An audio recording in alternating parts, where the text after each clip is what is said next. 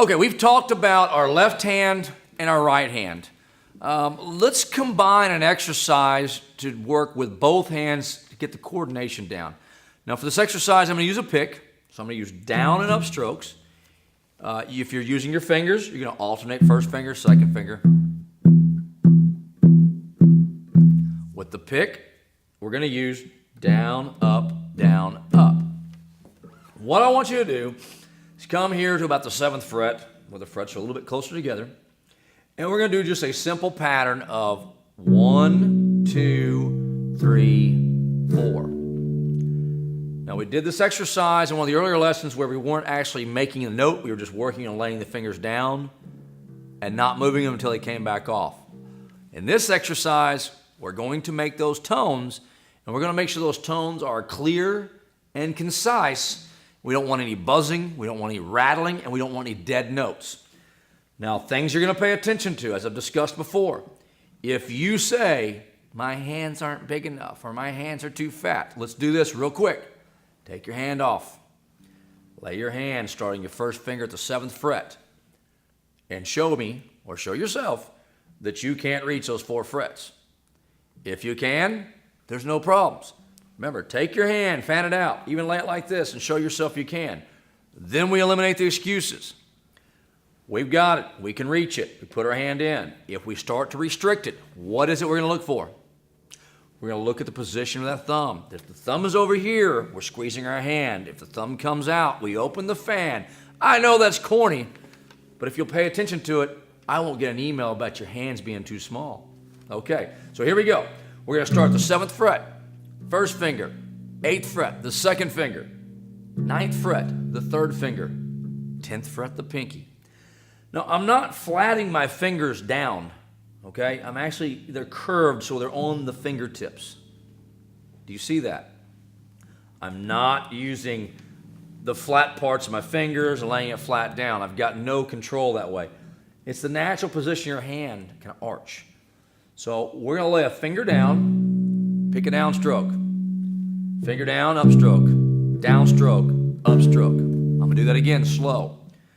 With my right hand, down, up, down, up. Do you notice every time I lay a finger down, the other finger stay down? I'm not wasting motion doing this. What that does is creates a conflict of interest for me to get what I want done. And that's preserve energy, less strenuous, less strain. So it also adds a base to give us a little more oomph to get those fingers down. We're not having to just use the pinky by itself. We have these other 3 fingers helping us. So we start with our strongest finger, keep it down to help the next finger, keep those down to help the next finger. So again, down stays down, up stroke, fingers stay down, these fingers stay down, up stroke on the pinky, all fingers are down. I take them off when I go back. Off, off, off. So we're gonna go.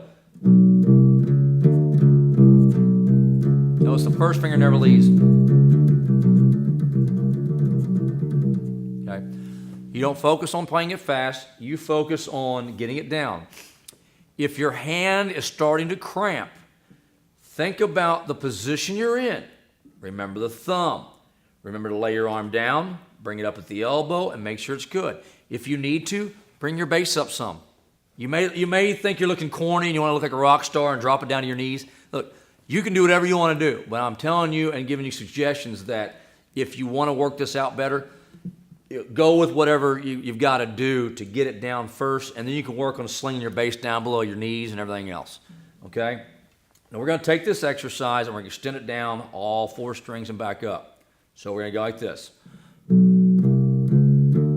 I leave all the fingers down until I move to the next one.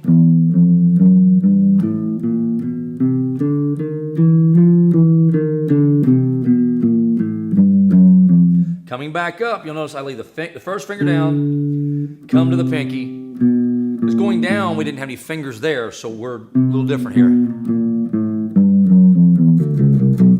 Because it's almost a natural motion for these fingers to want to come off going backwards, and it's almost a natural motion wanting to keep them down. So here's the exercise again.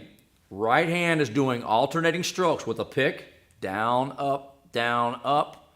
And when I say down, up, if you're using your fingers, it would be down, up, 1, 2, 1, 2. So here we go. Down, up, down, up, down, up, down, up, down, up, down, up, down, up, down, up, down, up, down, up, down, up, down, up, down, up, down, up, down, up, down.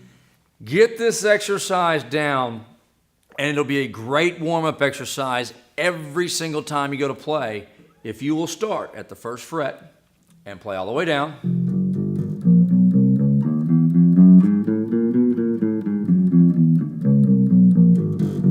To the next fret. Work all the way to the 12th fret. Work all the way back. It will be like a marathon. It will be like you'll be like the $6 Million Man. It will warm you up. It will stretch the muscles in your forearm and your hand. And I assure you, it only takes about 5 to 7 minutes to do it. But it's just like when you go to jog or work out. You don't just go there and start busting the weights out or running 60 miles as fast as you can. You have to stretch.